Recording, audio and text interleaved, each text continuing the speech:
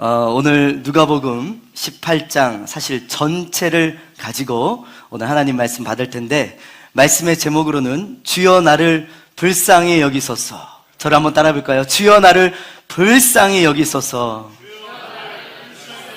한 번 더요. 주여 나를 불쌍히 여기소서. 할렐루야. 여러분, 성경은요 원래 장과 절이 없는 책이었습니다. 그런데 13세기에 캔터베리 주교가 장을 나누었어요. 1장, 2장, 3장, 4장. 그리고 16세기에 제네바에서 성경을 처음으로 절을 나누었습니다. 그러니까 성경의 장과 절을 나누어서 지금 우리가 보고 있는 말씀이 완성된 것은 16세기입니다. 성경의 장절이 생긴 지 약 400년밖에 되지 않았다는 것이죠. 그 이전에는 성경에 장과 절이 있었다 없었다? 예, 없었고요. 다 통으로 한 권 한 권이었습니다. 창세기가 한 권, 출애굽기가 한 권, 누가복음이 한 권, 이렇게 한 권씩이었어요. 여러분, 장절이 있어서 좋은 것은 뭐냐면 먼저 찾기가 편하다라는 것이죠. 또 나쁜 점이 있어요. 나쁜 점은 성경을 너무 쪼갰다는 거예요. 너무 나누고 너무 분석하다 보니까 정말로 원래의 뜻이 잃어버리고 또 왜곡될 때도 있다는 것이죠. 그래서요, 지금은 성경을 이렇게 이어주는 필요성이 있다는 것이 많은 학자들의 이야기입니다. 오늘 누가복음도 여러분 사실 한 권으로 보면 좋습니다. 특별히 오늘 누가복음 저는 16장 전체를 하나의 이야기로 한 주제를 가지고 우리가 말씀을 받기 원하는데, 이 누가복음 18장은 한 주간 우리가 큐티를 해보아서 알겠지만 6가지의 이야기가 담겨져 있습니다. 이 이야기들을 연결해 보면요, 많은 하나님의 귀한 깊으신 뜻을 우리가 발견할 수 있다는 것이죠. 전체 주된 내용은 뭐냐면요, 이겁니다. 믿음을 점검하라는 것입니다. 우리의 믿음을 점검하라. 믿음은 무엇인가? 라는 것을 주제로 우리 예수님이 우리에게 주셨다라는 것이죠. 우리가 잘 믿는다고 생각하지만 사실 착각인 경우가 있다는 거예요. 정신 차리라 라는 그런 말씀입니다. 너희가 잘 믿는다고 생각하는 것들을 한번 정신 차리고 생각해 보아야 한다라는 것이에요. 우리가 세상을 살아가는데 지금 2024년 4월 중순을 맞이하면서 우리의 믿음을 다시 한번 점검하는 시간, 그 속에서 하나님께서 6번의 말씀을 통해 무엇을 우리가 회개하고 깨우쳐주고 다시 정신 차리길 원하시는지 오늘 귀한 말씀 함께 6가지 이야기 살피면서 받도록 하겠습니다. 첫 번째 이야기는 과부와 불의한 재판장 이야기가 오늘 1절부터 8절까지의 내용에 나온다는 것이죠. 여러분, 과부가 있었습니다. 그런데 남편을 잃은 홀로 된 아주머니가 있었다는 것이죠.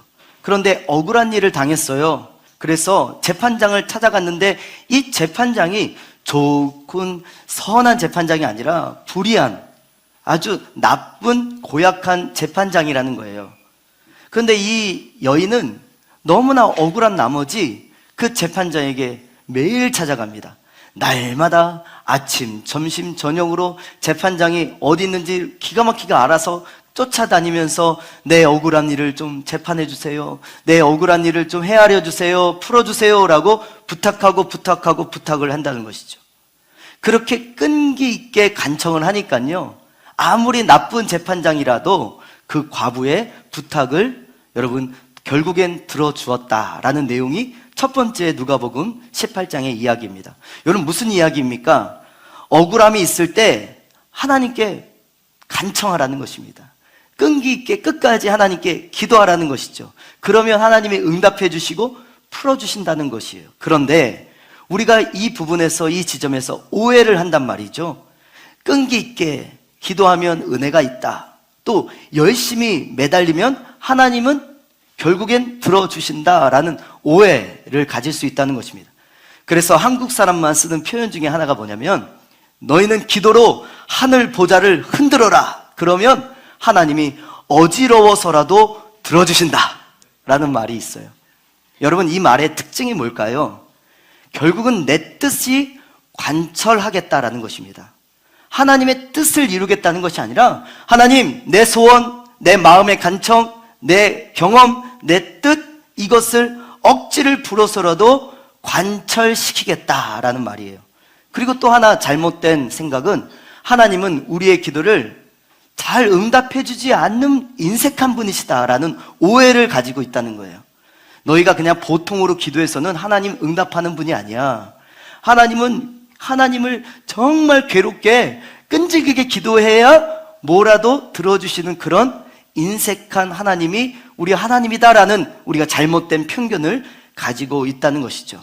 매달려야만 들어주시는 분으로 하나님 아버지에 대한 잘못된 이미지를 가지고 있다는 것입니다. 그래서 오늘 본문에 특별히 7절 보시면요, 7절에 하물며라는 단어가 키포인트입니다. 이 부분이 중요한 포인트예요. 이렇게 나쁜 재판장도 결국 들어주시는데 하물며예요. 우리 하나님은 나쁜 재판장이 아니다라는 것이죠. 좋으신 하나님, 선하신 하나님, 할렐루야. 우리를 있는 모습 그대로 사랑해 주시고 용납해 주시는 하나님이, 우리가 믿는 하나님, 이 자리 예배를 기뻐 받아 주시는 하나님, 우리와 영원토록 평생토록 함께 하시는 하나님이신 줄 믿으시길 축원합니다. 여러분, 그래서 첫 번째 이야기의 메시지는 두 가지입니다. 첫 번째는 세상은 억울하다는 것이죠. 우리는 세상에서 이렇게 불의한 재판장을 너무나도 많이 만나고 경험한다는 거예요. 세상살이는 억울합니다. 세상에 살아가는 억울함이 우리 안에 있습니다. 열심히 일했는데 때로는 내 직장 동료가 내 과업을 가로채기도 합니다. 열심히 수고했는데 승진이 안 될 때도 있습니다.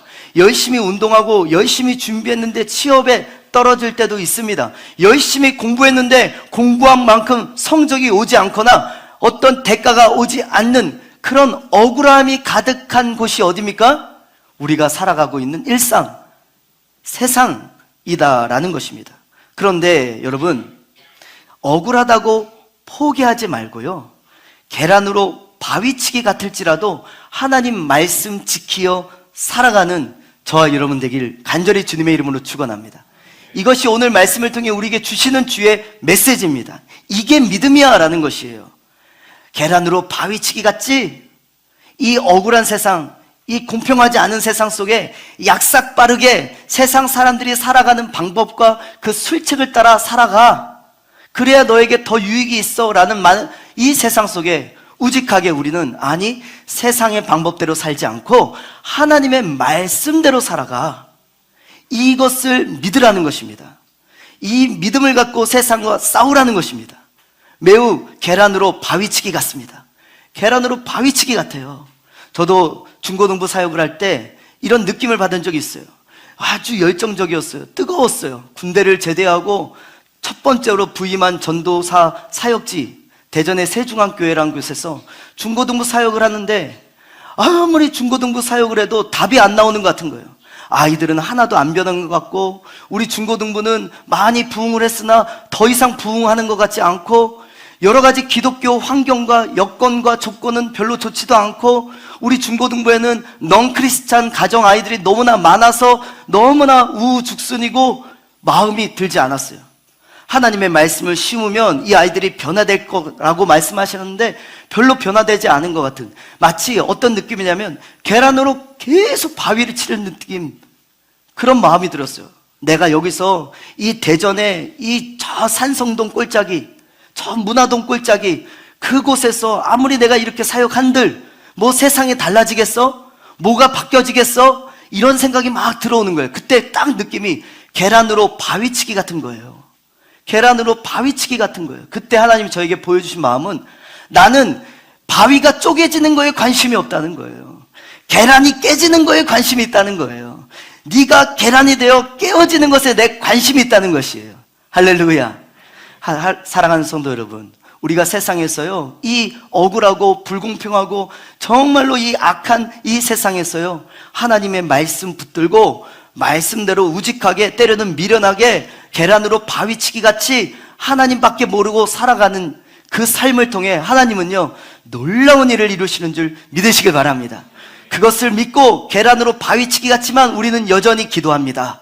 여전히 모여 예배합니다. 여전히 공동체를 이뤄가며 교회를 세워가며 하나님 아버지 앞에 영광 돌리며 나아가는 그런 믿음의 백성들, 저와 여러분의 백성들 다 되시길 주님의 이름으로 축원합니다. 자, 여러분, 두 번째는 바리새인과 세리의 기도라는 것입니다. 바리새인과 세리의 기도는 9절부터 14절까지인데요. 오늘 바리새인은 아주 유창하게 기도를 잘하는 사람이에요. 그래서 특별히 그들의 특징은 과시하며 기도합니다. 반면에 세리는요, 어눌한 기도를 하고 또 부끄러운 기도를 한다는 것이에요. 그런데 바리새인의 기도의 특징은 하나님을 향해서 하는 기도가 아니라 사람 들으라고 하는 기도를 했다는 것이죠. 자, 보세요. 내가 얼마나 거룩하고 깨끗하고 말도 잘하고 얼마나 신학적으로 성경적으로 완벽한지 보세요 하는 기도. 우리가 기도할 때 사람 들으라고 기도할 때가 많이 있습니다. 때로는 내가 이게 하나님께 드리는 기도인지 이분들에게 설교하는 기도인지 들으라고 하는 기도인지 헷갈릴 때가 있어요. 하나님을 향한 기도에는요, 잘하고 못하고가 없는 줄 믿습니다. 하나님께 드리는 기도의 모든 기도는 실패가 없고 성공인 것인 줄 믿으시길 바랍니다. 오늘 11절 말씀 다 같이 한번 읽어볼게요. 11절이요. 시작. 바리새인은 서서 따로 기도하여 이르되 하나님이여, 나는 다른 사람들 곧 토색, 불의, 간음을 하는 자들과 같지 아니하고 이 세리와도 같지 아니함을 감사하나이다. 여기 바리새인이 지금 감사 기도를 드리는데 내용을 보니까 겉으로는 감사한데 사실 그 내용에는 뼈가 있어요. 뭐가 있냐면 자기 자랑을 늘어놓는 기도라는 거예요. 기도가 자랑이 될 수 있다라는 것입니다. 하나님께서 바리새인들에게 많은 능력과 은혜를 주셨으면 억울한 사람이 없도록 청지기로서 잘 이웃을 섬기고 또 재판해주고 가난한 사람들 없도록 서로 나누고 돕고 그렇게 해서 죽음에 대해서 구원의 그 사역을 해야 하는데 지금 바리새인들에게는 그런 삶의 모습은 없어요. 그런 사랑의 실천도 없어요. 그런 정의롭고 공의로운 모습도 하나 없어요. 그러면서 뭐라고 기도하냐면 하나님, 나는 아니에요. 그런 거예요. 나는 더럽지 않아요. 나는 불의하지 않아요. 나는 세리가 아니에요. 나는 착복하지도 않았어요. 한마디로 나는 의로워요. 나는 죄인이 아니에요. 나는 아니에요. 그러면서 자기를 자랑하고 있다는 것이죠. 성경에서 제일 나쁜 게 뭐냐면 에고예요. 에고. 바로 자기 중심입니다. 그런데 지금 바리새인은 자기 부인이 아니라 자기를 강화시키는 기도만 하고 있다는 거예요. 자기를 긍정하고 자기를 지금 주장하고 있다는 거예요. 이건 말도 안 되는 기도라는 거예요. 말도 안 되는 이상한 엉터리 믿음이다라고 주님이 지적하는 거예요. 그런데 여러분, 신앙의 열심이 나쁜 것은 아닙니다. 그런데 열심만 있는 것이 문제가 되는 겁니다. 경건에 열심히 있는 건 좋은 겁니다. 새벽 기도 나오는 거 좋은 일이죠. 날마다 큐티하는 것도 너무나 중요한 일이죠. 가정 예배 드리며 주일 성수하며 하나님 앞에 구별되어 헌금하는 것도 너무나 중요한 일인데 이 내가 하는 행동을 남들과 비교하기 시작하면 죄가 되는 것입니다. 나는 새벽 기도 하는데 왜 너는 안 해? 나는 헌금 생활 이렇게 하는데 왜 너는 안 해? 바리새인이 지금 그렇게 하고 있다는 것입니다. 하나님 앞에서 하려는 것이지 남과 이웃과 비교하려고 하는 것 아니다라는 것이에요. 이렇게 결국 사람을 쳐다보면 이상한 믿음 된다는 거예요. 말도 안 되는 믿음이 된다는 거예요. 엉터리 믿음이 이런 믿음이다라고 오늘 주님이 우리의 믿음을 점검하라는 거예요. 여러분, 간증할 때도 마찬가지입니다. 여러분, 우리들의 간증의 내용, 우리가 한 주간 동안 세상을 살면서 주일날 모여서 때로는 기도 모임에서 내게 이루어 주신 하나님의 놀라운 일들을 우리가 간증할 때가 있습니다. 하나님이 형편없는 나를 살려주셨다. 이것이 간증의 내용이어야 합니다. 하나님께서 나를 통해서 영광 받으셨다. 하나님께 영광 돌리는 것이 간증이어야 하는데 나를 부인하고 하나님께 모든 영광 돌리는 거, 그러면서 하나님이 일하셨습니다 라고 간증해야 되는데 우리의 간증이 때로는 나의 자랑이 돼버리고 내가 이렇게 기도해서 이렇게 일이 이루어졌어. 내가 이렇게 자녀 키웠더니 이렇게 컸어. 라고 자랑을 해버리면 바리새인과 같은 지금 기도를 하는 그런 엉터리 믿음이다라고 오늘 말씀하고 있는 것입니다. 바리새인들은 믿음이 좋아 보이지만 중요한 것은 하나님이 아니라 그들에게는 사람이 중요했었습니다. 그러면 변질된다는 것이에요. 세리의 기도 내용은요, 한마디로 이런 겁니다. 나를 불쌍히 여겨 주옵소서. 나는 죄인입니다. 여러분, 그런데 이 기도가 하나님 보시기엔 최고의 기도라는 것이죠. 최고의 믿음이라는 것입니다. 하나님이 이 사람을 의롭다 하셨다고 인정받는 기도를 한 줄 믿습니다. 근데 그 기도가 여러분, 저와 여러분 우리의 기도가 되길 소망하고, 우리 자녀들, 우리 가정의 기도가, 우리 교회의 기도가, 우리 한국 교회의 기도가 되길 간절히 주님의 이름으로 축원합니다. 우리 한국 교회가 이렇게 기도해야 될 때입니다. 주여, 우리를 불쌍히 여겨 주옵소서. 우리는 죄인입니다. 주님 없이는 살 수 없습니다. 이 기도가 우리 한국 교회의 기도가 되어야 되고, 우리 가정의 기도가 되길 소망하고, 저와 여러분의 기도가 되어 하나님이 가장 인정하시는 아름다운 믿음이 되길 간절히 주님의 이름으로 축원합니다. 우리가 구할 것은 하나님, 나를 불쌍히 여겨주시고 긍휼히 여겨주시옵소서. 그렇게 할 때 하나님은 하나님의 일을 행하시는 줄 믿습니다. 사랑하는 성도 여러분, 우리는요, 나를 위해서 하나님 앞에 기도할 때 항상 이 고백이 되어야 됩니다. 주여, 나는 아무것도 아닙니다. 하나님, 나는 죄인입니다. 이런 겸손한 마음으로 주님, 나를 불쌍히 여기소서, 긍휼히 여기소서, 이렇게 기도하는 저와 여러분 되길 원하고요. 우리가 아내는 남편을 위해, 남편은 아내를 위해 무슨 기도해야 될까요? 우리 남편 고쳐주세요, 우리 아내 변화시켜주세요, 이 기도가 아니라, 하나님, 우리 남편 불쌍히 여겨주시고 긍휼히 여겨주옵소서. 우리 아내 불쌍히 여겨주시고 긍휼히 여겨주옵소서.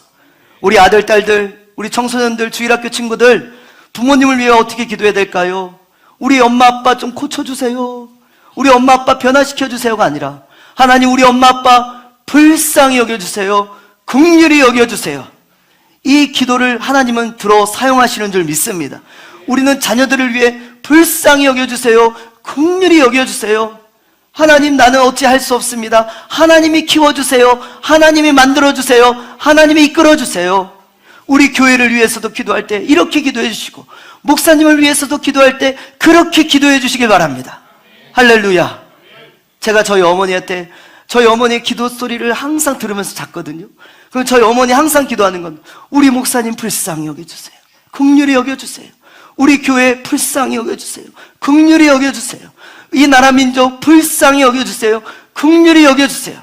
날마다 교회에서 철야하면서 기도했던 내용이 이 기도더라고요. 하나님은 그 작고 작은 그 여인의 기도를 통해 그 남편을 만져주시고 자녀들을 만져주시고 이 나라 민족을 만져주시는 줄 믿습니다.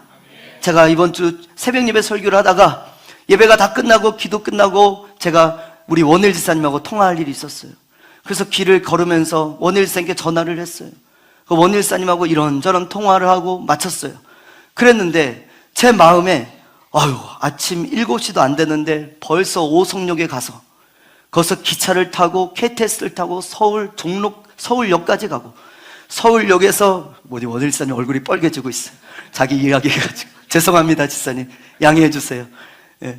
거기서 또 기차를 갈아타서 전철을 타고 또 종로 그 직장까지 가고, 가는 데만 수시간이 걸리고 또 오는 데만 수시간이 걸리고, 얼마나 힘들까? 야, 얼마나 바쁘게 살까? 하나님, 우리 원일 지사님 긍휼히 여겨주세요, 불쌍히 여겨주세요. 막 그 마음이 오더라고. 그런데 우리 또 송희석 권사님이 생각나는 거야. 우리 송희석 권사님이 일어나서 마음껏 교회 오고 싶은데 몇 달 동안 교회를 못 오는 저 여인의 마음이 얼마나 답답할까. 근데 또 박유아 지사님이 생각나는 거야. 박유아 지사님 심장을 여는 수술을 해야 되는데, 여러분 그게 보통 일입니까? 여러분 심장 열어봤어요? 전신 마취를 수술을 하고, 아무리 한국에서 내놓으라 하는 병원에 가서 한들 사람은 실수가 있을 텐데 얼마나 두렵고 떨리겠어요. 그 박유할 사님 또 생각나는데, 하나님 우리 박유할 사님 불쌍히 여겨주세요. 하나님 살려주세요. 그런데 우리 주일학교 애들이 또 떠오르는 거 있죠. 우리 우택이, 은택이, 민준이, 준이, 지유, 한 명 한 명 이름이 떠오르는데, 얘네들이 얼마나 세상 사는 게 힘들어요. 얼마나 세상 사는 게 힘들어요. 고나고 지치고 힘들어요. 우리 한서, 한나, 우리 군대에 있는 한길이 생각나는데 한길이 지금 이제 자대배치 받았어. 이게 군생활이구나. 이제 저 좀 들어갈 텐데. 불쌍히 여기셨어요. 군들이 여기였어요.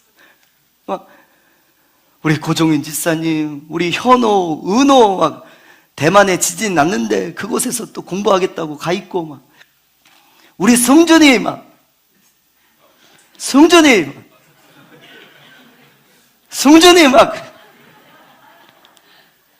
말 안 되는 새끼. 불쌍히 여겨주세요. 긍휼히. 왜 그런 줄 알아요?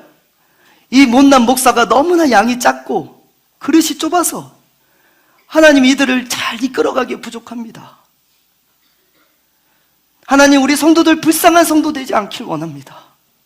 목사 잘못 만났다고, 교회 잘못 만났다고 하나님 원망하고 불평하고 그런 불쌍한 성도 되지 않도록, 하나님 나는 아무것도 할 수 없고 너무나 어리고 그릇도 작고 좁고 부족하오니 하나님 그저 불쌍히 여겨주세요. 긍휼히 여겨주세요. 그렇게 기도밖에 나오지 않더라고요. 사랑하는 성도 여러분, 하나님 우리 청년들, 주일학교 학생들, 우리 자녀들을 위해, 우리 부모님을 위해, 이 나라 민족을 위해, 이 목사를 위해, 교회를 위해 여러분 기도합시다. 주여 우리는 죄인입니다. 주님 없이는 아무것도 할 수 없는 연약합니다. 우리를 불쌍히 여기시고 긍휼히 여겨 주옵소서. 우리 부모님 완벽하지 않습니다. 부모님 완벽할 수 없습니다. 불쌍히 여기소서. 이렇게 겸손히 주님만 붙드는 믿음이 진정한 믿음이고 하나님 보길 원하는 믿음인 줄 믿으시길 바랍니다. 세 번째 말씀의 이야기는 어린아이 같은 믿음을 가져야 된다라는 이야기예요. 오늘 16절 17절이요. 다 같이 한번 읽어볼게요. 시작. 예수께서 그 어린아이들을 불러 가까이 하시고 이르시되 어린아이들이 내게 오는 것을 용납하고 금하지 말라. 하나님의 나라가 이런 자의 것이니라. 내가 진실로 너에게 이르노니 누구든지 하나님의 나라를 어린아이와 같이 받아들이지 않는 자는 결탄코 거기 들어가지 못하리라 하시니라. 아멘. 이러면서 오늘 주님이 믿음을 점검하는데, 이 믿음은 어떤 믿음이어야 되냐? 어린아이 같은 믿음을 가져야 된다라고 오늘 말씀하시는 것입니다. 여러분, 어린아이의 특징은 뭡니까? 순수하고 잘 믿는다는 것입니다. 의심하지 않는다는 것이죠. 그런 믿음을 우리가 가지길 원합니다. 어떤 선교사님의 간증을 들어보았어요. 6살 때 성령님을 받았대요. 성령을 받았대요. 하나님을 경험했대요. 성령 받고 그때 선교사 되기로 작정을 했대요. 그리고 지금까지 능력 있게 사역을 하고 있다라는 간증을 들었어요. 어릴 때부터 하나님의 말씀이 성령으로 들어가게 되면, 말씀으로 묶이게 되면 그 인생이 하나님 바라보는 인생 되게 하셔서 평생 하나님 앞에 쓰임받을 수 있는 줄 믿습니다. 우리 부모들은요, 자녀들에게 믿음을 심겨주는데 최선을 다하시길 바랍니다. 우리 자녀들에게 하나님 아버지 딴 거 심지 말고 말씀을 심고 믿음을 심고 헌신을 심고 이웃을 돕는 섬김을 심는 하나님의 백성들, 우리 부모들, 저와 여러분 되기를 원합니다. 그거 말고 딴 거 심으면 우리 자녀들 마음판에 공부만 심고 돈만 심고 세상을 살아가는 그런 세상의 이치만 심어 놓으면 다 망할 수밖에 없다는 거예요. 우리 부모들은 다 자녀 잘 되길 원하잖아요. 그런데 부모 때문에요, 자녀를 망칠 수도 있다는 거예요. 예배는 안 보내도 학원을 보내면 안 됩니다. 그들 마음 건데 뭐가 심겨질까요? 우리 아빠, 우리 엄마 다 엉터리구나. 이거 우리 자녀들이 다 알고 있다는 거예요. 우리 자녀들 못 속입니다. 저도 어릴 때 다 알아차렸어요. 저는 우리 아버지가요, 수원의 전도 왕이셨어요. 얼마나 수완이 좋은지, 사람들을 막 이끌어가지고 수원 중앙 침례교회라고 있었죠?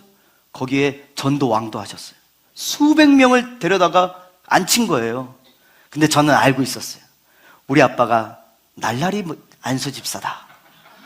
저는 알고 있었어요.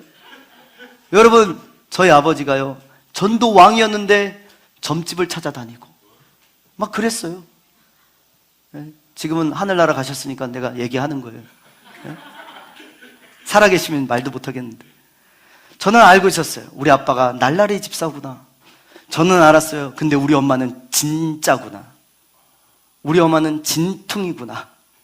정말 목숨이라도 주님 내놓으라 하면 드릴 만한 헌신적인 여인, 죽으면 죽으리라 고백하며 견디고 이기고 이 가정을 깨지 않고 끝까지 지킨 우리 어머니, 그 믿음을 보며 이 여인은 진짜구나라는 것을 저는 알고 있었습니다.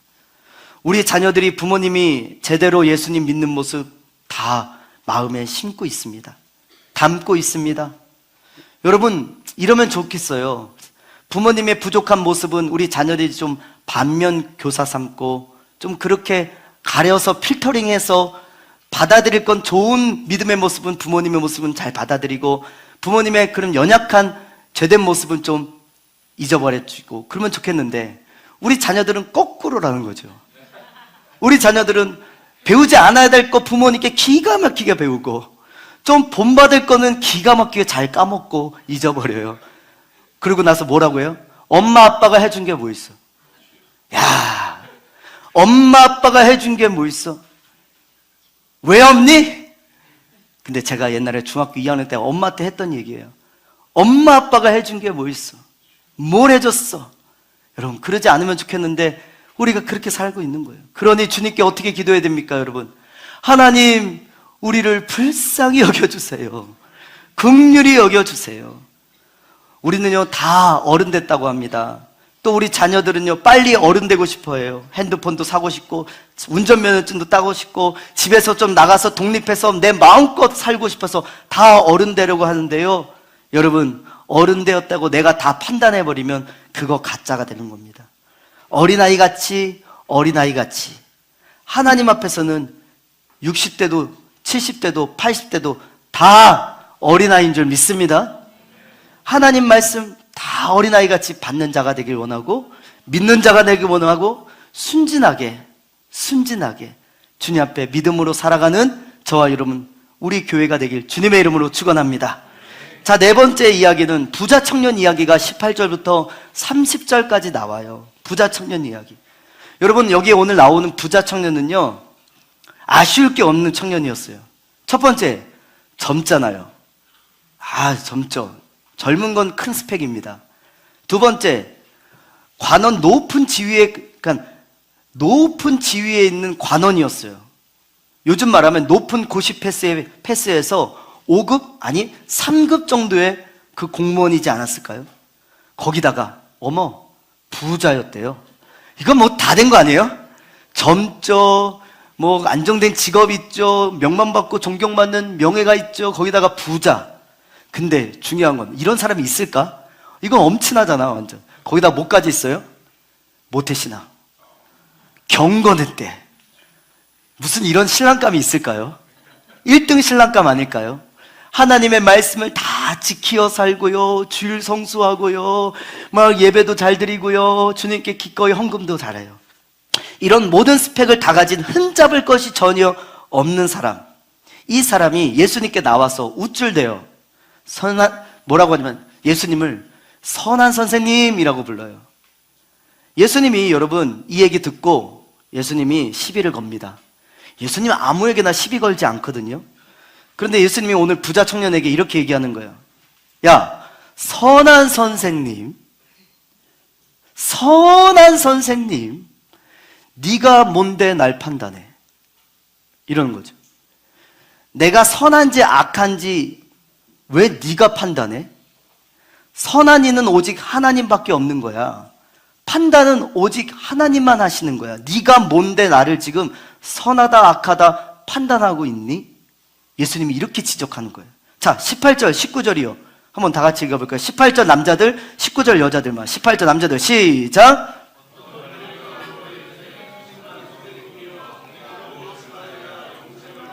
19절 자매님들 시작.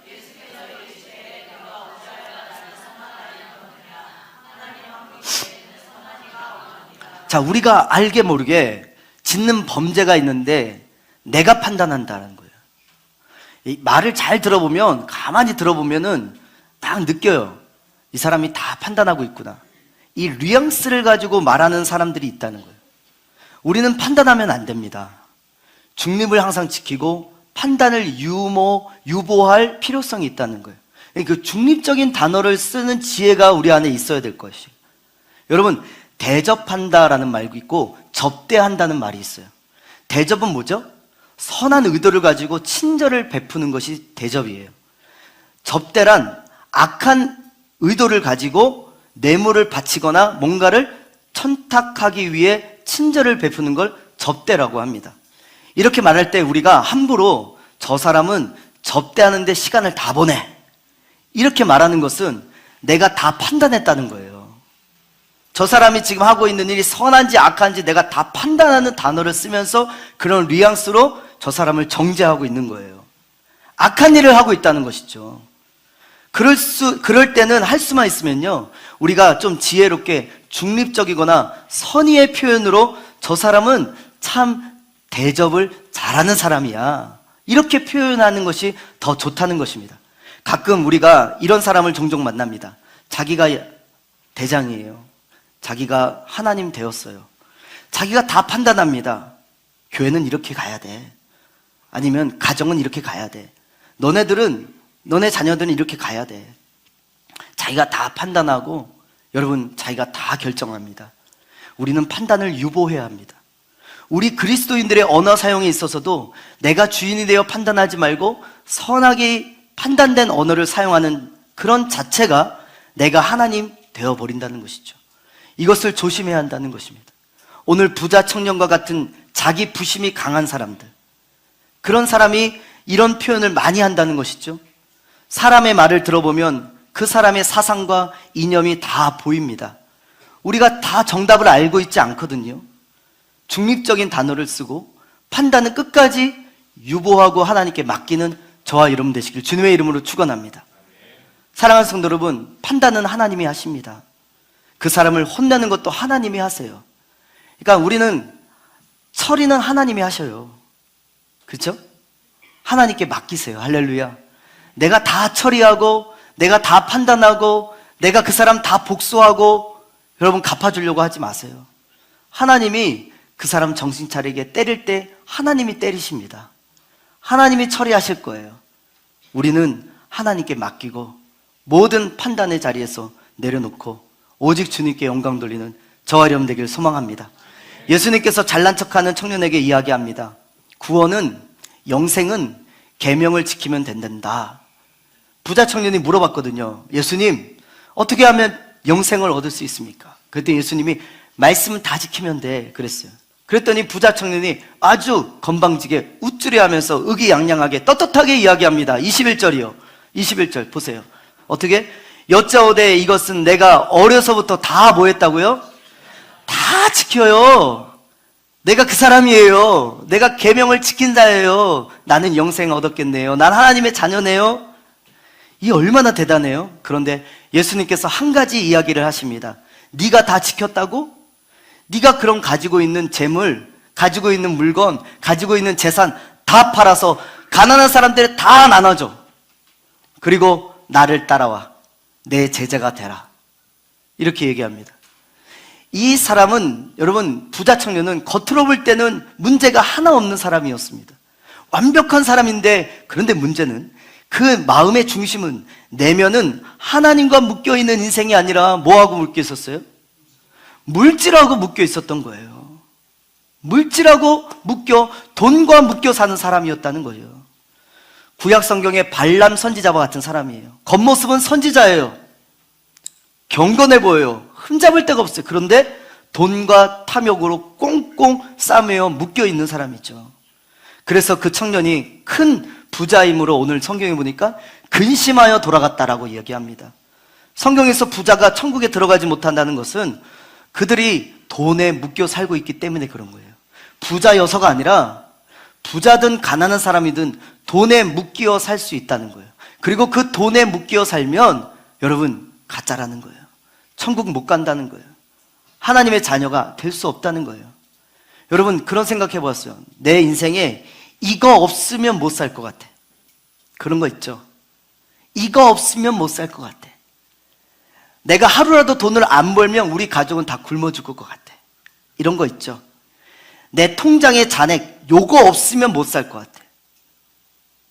연금 준비해 놓은 거, 내 노후 자금 준비해 놓은 거 요거 없으면 나 나중에 불행할 것 같아. 요거 없으면 불행할 것 같아. 요거 없으면 우리 자녀 망칠 것 같아. 요거 없으면 우리 자녀 그래도 서울에 있는 대학은 가야지. 어느 정도 직장은 가야지. 이거 없으면 안 될 것 같아 라고 생각하는 것들 있죠. 우리 인생의 기둥이라는 거예요. 기둥. 남편 없으면 못 살 것 같아요. 아내 없으면 못 살 것 같아요.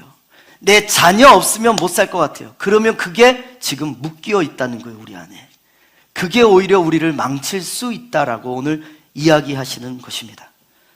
사랑하는 성도 여러분, 제가 요즘 성경 통독하며 욥기서 읽고 있거든요. 욥을 보면 청지기 같은 사람인 것 같다라는 생각을 해봅니다. 진짜 대리 통치자 청지기로 살았구나. 주인이 하나님이구나. 욥의 주인은 하나님이구나라는 걸 경험해요. 욥기서 1장 21절 보니까 하나님이 욥의 재산 다 가져가요. 그죠? 재산 다 가져가고 건강도 다 가져가고 자녀들도 다 데려가고 아내까지 그를 저주하며 도망갑니다. 그랬더니 욥이 뭐라고 해요? 주시니도 여호와시요 가져가시니도 여호와시니 여호와를 찬양할지어다. 무슨 말이에요? 하나님 감사합니다. 주신 것도 하나님이셔서 감사하고 내게서 가져가셔서 그래도 아무 상관없어요. 주님 그래도 감사합니다. 할렐루야. 욥의 중심은 하나님에 묶여 살았던 거예요. 그거 있어도 되고 없어도 괜찮은 거예요. 그렇게 살아가시길 바랍니다. 그거 있어도 되고 없어도 된다. 할렐루야. 안절부절하지 않잖아요. 욥이요. 저는 그런 욥의 대답과 그 친구들이 와서 막 얘기하는데도 굴하지 않고 막 대답을 하는 그 올곧은 그 모습이 너무 귀하더라고요. 욥을 보면서 이 부자는 부자였는데 돈에 묶여지 부자가 아니구나라는 것을 깨달았어요. 돈이 많고 적음이 문제가 아니라요, 우리가 지금 어디에 묶여 있느냐, 이게 중요합니다. 여러분에게서 하나님이 가져가시면 죽을 것 같은 거 무엇이에요? 하나님 없으면 여러분 죽을 것 같아요? 그런 자가 믿음이라는 거예요. 그렇게 되면 좋겠어요. 하나님 없으면 정말 앞이 캄캄해. 하나님 없으면 정말 죽을 것 같아. 여러분 그런 적 있죠? 아니 지금 그렇게 살고 있죠? 그렇지 않아요? 만약에 내가 예수 안 믿었다, 여러분 어쩔 뻔했어요? 응? 만약에 내가 예수 안 믿었다, 전혜경 지사님, 예수 안 믿었으면 벌써 갈라졌죠.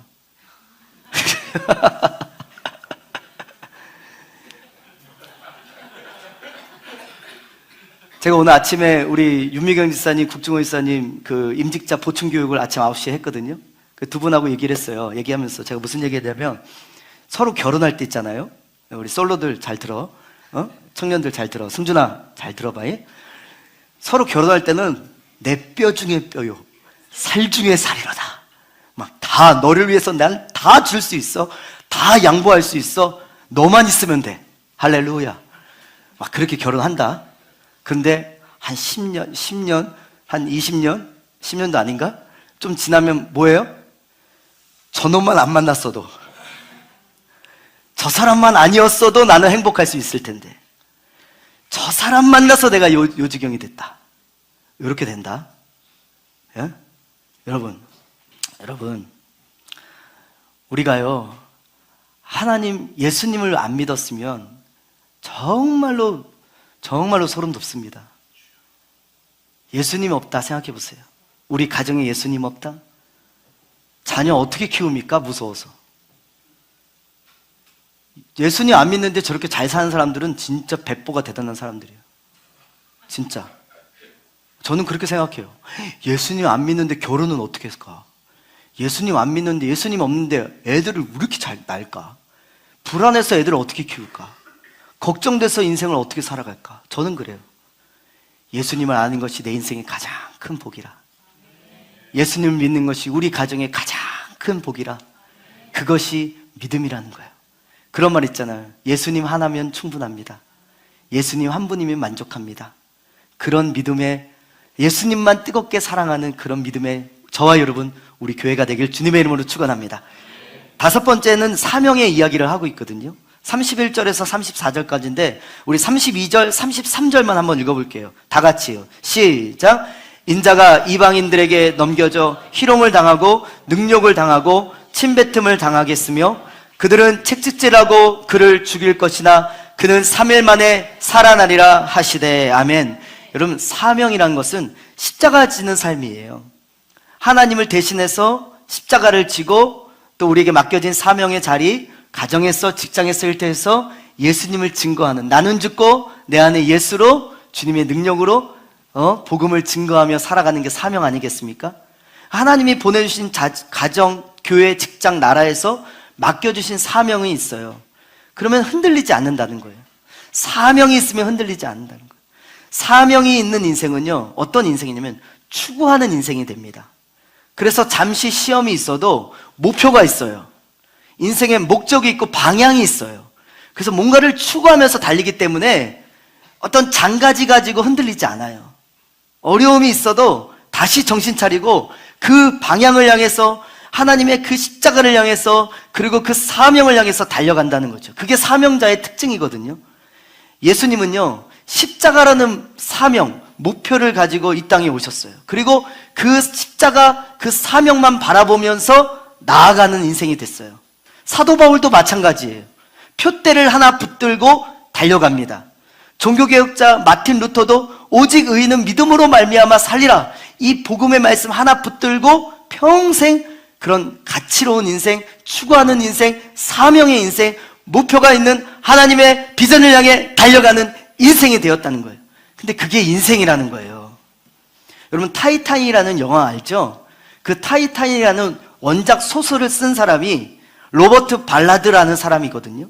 이 사람이 잠수정을 타고 그 심해로 들어가서, 깊은 바다로 들어가서 침몰한 타이타닉 배를 실제로 본 시각은 단 2분이었대요. 잠수병 때문에 잠수정을 타도 깊이 들어가서 오래 머물러 있을 수 없어요. 특별히 보통 사람은 더더구나.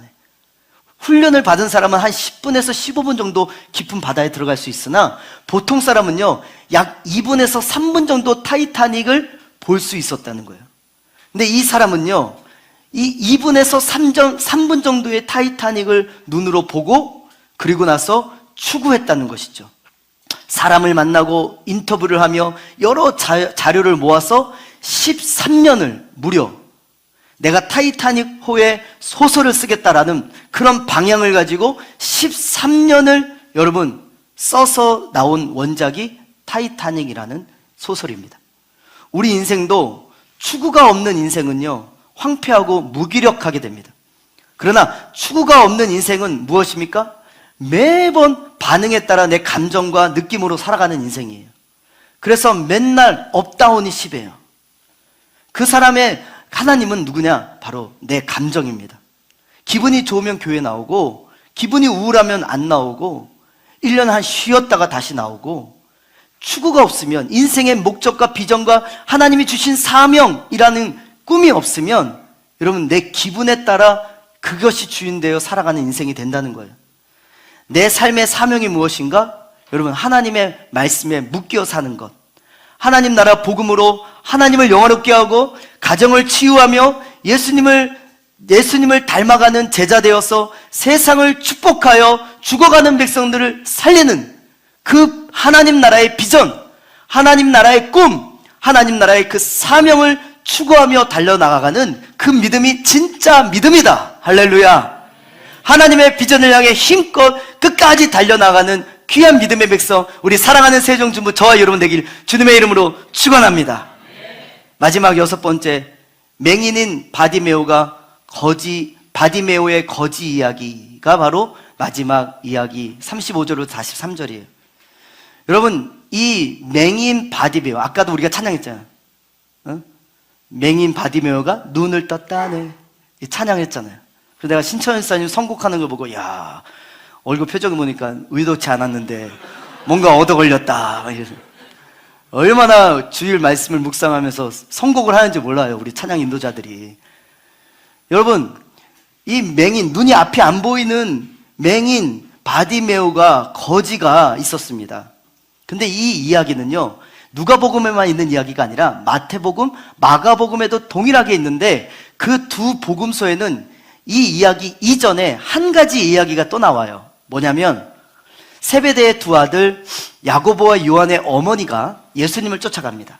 예수님 만나주세요. 그리고 예수님 만나서 뭐라고 이러면, 예수님께서 나중에 이 나라의 왕이 되면 우리 아들 둘을 예수님의 오른팔, 예수님의 왼팔, 좌의정 우의정에 하나님 앉혀주세요. 예수님 높은 한 자리 챙겨주세요 라고 뭐예요? 부탁하는 거예요? 청탁하는 거예요? 네, 청탁하는 거죠. 이렇게 그런 부탁을 하는 장면이 나와요. 그리고 나서 요 바디메오 이야기가 나오거든요. 예수님께 어머니가, 제자들의 어머니가 와서 청탁했을 때 그때 예수님이 바디메오에게 물어봅니다. 너는 무엇을 해주길 원하느냐? 저 엄마는, 저 여인은 지금 높은 관직 하나 챙겨달라고 나한테 부탁하고 원한다고 말하는데 너는 내게 원하는 게 뭐야? 예수님 물어봐요. 그랬더니 이 바디메오가 뭐라고 대답을 해요? 주 예수여 나를 불쌍히 여겨 주소서, 내가 보길 원하이다. 이렇게 이야기가 대비가 되는 거예요. 세베대의 아들들은 제자로서 여러분 너무 신앙심도 깊고 대단해 보였을 거예요. 겉모습은 아주 예수 잘 믿는 제자 중에 제자처럼 보였을 거예요. 저처럼요. 목사가 그렇게 보일 때가 많거든요. 별거 없는데 번지르하게 허건날 양복 입고 다니고, 겉모습은 매일 새벽 기도하고 말씀 보고 말씀을 연구해서 설교하니까 그렇게 보일 수가 있어요. 여러분 속지 마세요. 하우진도 별거 없는 아무것도 아닌 것입니다. 어찌되었던 제자들은 그랬을 거예요. 근데 그들의 마음에 뭐가 있었어요? 자기 욕심이 있었어요. 예수님 이용해서 성공해야지, 교회 다녀서 돈 많이 벌어봐야지, 교회 다니면서 내 자녀들 잘 한번 키워봐야지, 이런 자기 욕심이 가득했다고요. 예수님을 바라본다는 껍데기는 있지만 내가 높은 자리에서 인정받는 게 성공이 목표였던 사람들. 우리 신앙생활에 여러분 목표를 점검하시길 바랍니다. 바디메오는 뭐밖에 없었냐면 그저 나를 불쌍히 여겨주셨어. 나는 예수님밖에 없어요. 예수님밖에는 나의 구원자가 없어요. 예수님이면 만족해요. 충분해요. 예수님이 자녀도 길러주시면 됩니다. 예수님 안에서 나는 아무 걱정이 없을 것 같아요. 그랬더니 예수님 뭐라고 해요? 내 믿음이 너를 구원하였느니라. 할렐루야. 자, 이제 말씀을 정리합니다. 6가지 이야기를 쭉 제가 정리해서 드렸어요. 공통점은 뭡니까? 겉모양은 제일 못 믿는 사람처럼 보입니다. 그러나 그 중심에는 하나님을 향한 진심, 중심, 일심, 초심, 그 마음이 있어요. 그리고 날 불쌍히 여겨주세요, 이 죽음에서 날 건져주세요 라는 강력한 호소가 있습니다. 겸손이 있는 것이죠. 그 사람이 누굽니까? 오늘 본문에 나온 과부, 세리, 어린아이, 맹인, 거지, 바디메오. 사명 있는 사람. 이게 진짜다라는 것입니다. 반면에 껍데기는 굉장히 잘 믿는 성공한 인생 같아요. 축복받은 사람 같아 보입니다. 우리 믿는 사람들의 이야기예요. 문제가 없어 보여요. 그런데 내용을 가만히 들어보니까 사람만 의식하고 자신이 다 판단하고 자기 욕심에 묶여있고 결국 하나님이 없는, 어이가 없는 이상한 엉터리 믿음, 엉터리 신앙이 되었다는 거예요. 누구 이야기입니까? 불의한 재판장, 교만한 바리새인, 어른들, 부자 청년, 다 엉터리다. 오늘 말하고 있는 거예요. 그러니까 여러분 결론은 뭡니까? 정신 차립시다. 할렐루야. 죄송해요. 제가 주일날 어른들한테 계속 이런 거 시켰어. 우리 한번 힘껏 정신 차리자 3번 한번 하겠습니다. 준비 시작. 정신 차리자, 정신 차리자, 정신 차리자. 내가 지금 잘하고 있다라고 믿고 있는 것 자체 정신 차려야 됩니다.